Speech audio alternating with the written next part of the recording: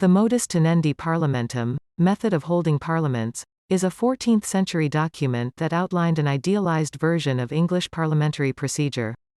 Part of its significance lies in its very title.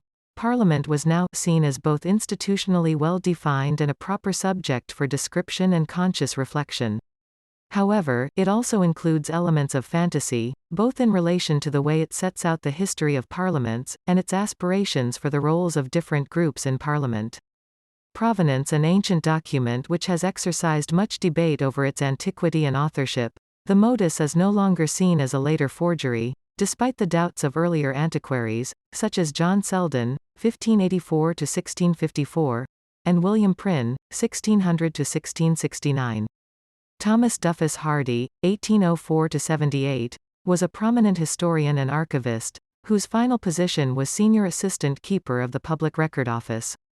He edited the most complete version of the volume in 1846, and believed it was probably written, sometime between the years 1294 and 1327, at or shortly after Edward I's model parliament of 1295.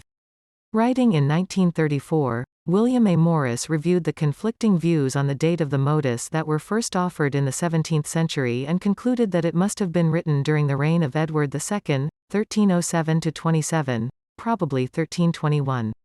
M. V. Clark says the book was written in 1322 in order to expound and define the parliamentary theory and practice upheld by moderate men of that time. That view on the date is also supported by W. C. Weber.